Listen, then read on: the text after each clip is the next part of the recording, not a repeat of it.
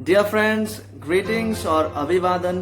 Book study and summary के आज के इस भाग में आप सभी का स्वागत करते हैं। इस धारावाहिक में हम डॉक्टर जॉन पाइपर के द्वारा लिखा गया पुस्तक डोंट वेस्ट योर लाइफ, अपना जीवन को व्यर्थ ना ठहराए, इस पुस्तक का क्रम अनुसार सारांश और समीक्षा को हम देख रहे थे। और आइए कुछ दिनों के बाद डोंट वेस्ट योर लाइफ का जो पुस्तक का सारांश को हम देख रहे थे, आइए उसे रिज्यूम करें।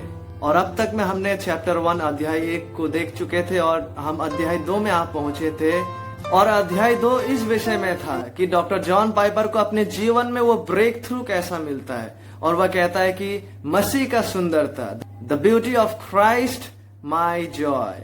और अब तक में हमने काफी महत्वपूर्ण विषयों को देखे हैं, विशेषकर डॉक्टर जॉन पाइपर के जीवन का सत्य घटना का वर्णन कि किस प्रकार से उन्हें अपने जीवन को जीने के लिए वो महत्वपूर्ण उद्देश्य को वचन के आधार पर प्राप्त होता है, और किस प्रकार से डॉक्टर जॉन पाइपर बाइबल आधारित इन सत्य को व्याख्या करने लगते हैं कि परमेश्वर ने हमें परमेश्वर के अपने महिमा के लिए सृजे हैं। और यही वो एकमात्र जुनून है, सर्व परिवर्तनकारी जुनून है कि हम परमेश्वर के महिमा में आनंदित होते हुए परमेश्वर के महिमा के लिए जिए, कि हम अपने जीवन के सभी क्षेत्र में परमेश्वर का आनंद लेते हुए, परमेश्वर का महिमा का आनंद लेते हुए, परमेश्वर का महिमा और व्यक्ति में संतुष्ट रहते हुए परमेश्वर का महिमा के लिए अपना जीवन को जिए।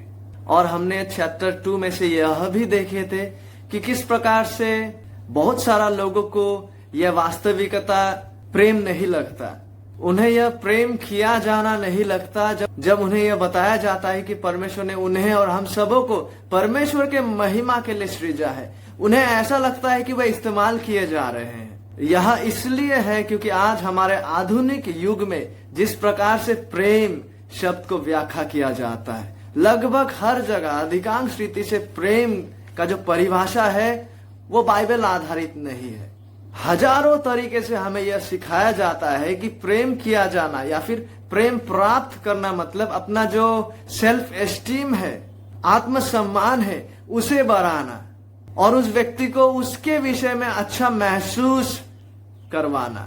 लेकिन डॉक्टर जॉन पाइपर तर्क देते हैं कि बाइबल के अनुसार यह प्रेम का परिभाषा नहीं है। प्रेम करने का अर्थ यह है कि जिससे हम प्रेम कर रहे हैं उसे हम वो दे रहे हैं जो उसके लिए सर्वोत्तम है, जो उसके लिए बेस्ट है। लेकिन जब हम किसी मनुष्य को आत्म केंद्रित बनाते हैं और उसको उसका स्वयं का चाहत का और आनंद का मुख्य केंद्र बनाते हैं, यह हमारे लिए बेस्ट नहीं है। क्योंकि वो कहते हैं कि हमें इसलिए सृजा गया था ताकि हम परमेश्वर का महिमा को देखें, परमेश्वर का सुंदरता को देखें और परमेश्वर में अति आनंदित रहे, परमेश्वर में अति संतुष्ट रहे, परमेश्वर का सुंदरता और महानताओं को देखकर परमेश्वर को निहारे, परमेश्वर को सराहना करे और परमेश्वर का महान असीम योग्यता को विश्व भर में साझा करे।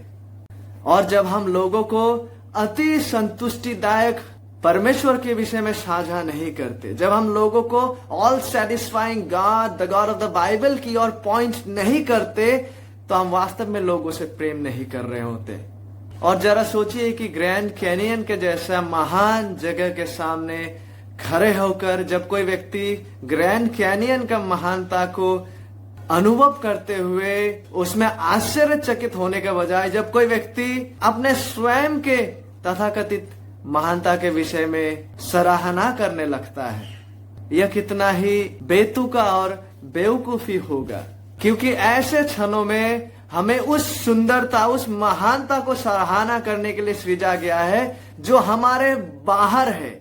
और परमेश्वर के द्वारा सृजा गया ये तमाम जो महानताएं है वो उस महान महानता का गूंज को प्रदर्शित कर रहा होता है, जो महानता और कुछ नहीं वरन स्वयं परमेश्वर का महिमा है।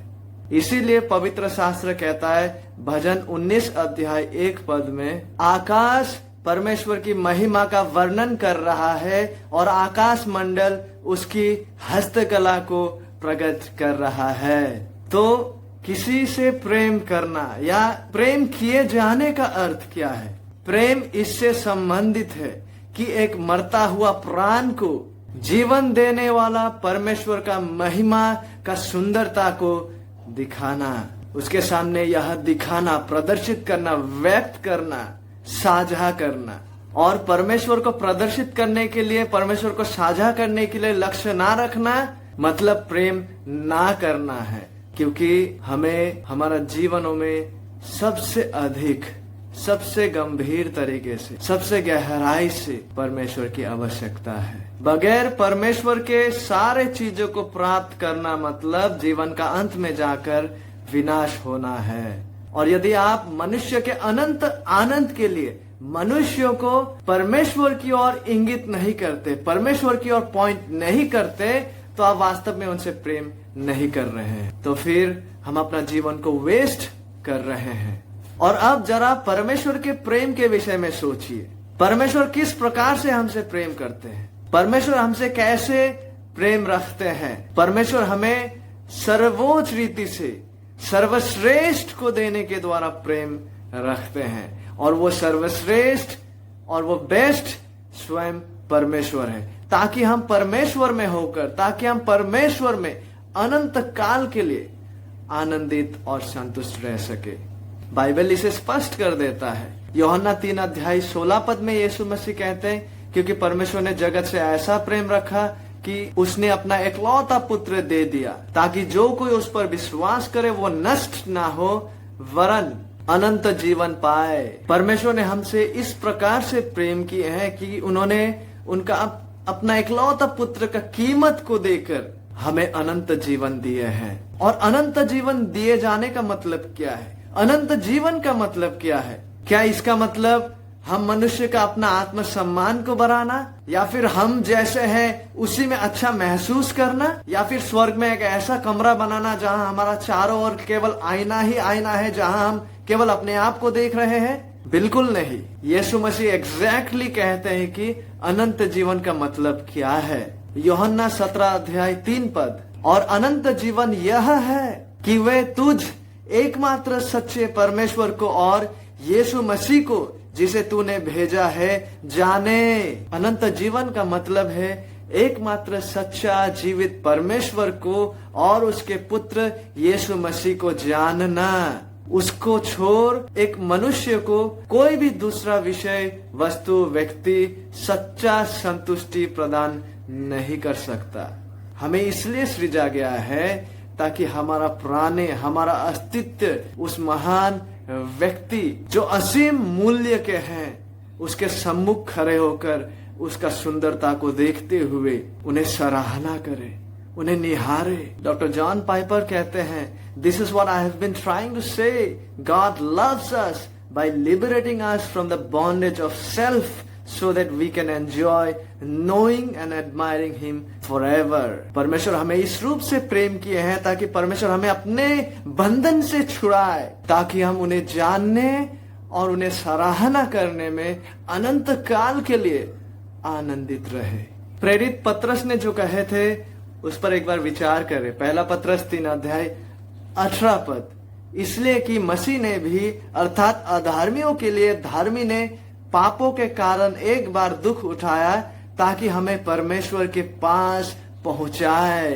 क्यों कर परमेश्वर ने उनका एकलौता पुत्र यीशु मसीह को हमारे स्थान पर मारा जाने को भेजे, ताकि यीशु मसीह उनके समाप्त कार्य के द्वारा हमें परमेश्वर के पास पहुंचाए, ताकि हमें परमेश्वर के पास ले जाए, ताकि परमेश्वर हमें उनके अपने पास लेकर आए। परमेश्वर ने यीशु मसीह को भेजे हमारे स्थान पर मारा जाने को, ताकि हम हमारे असीम रूप से संतोषजनक पिता के पास अपने घर लौट कर आए।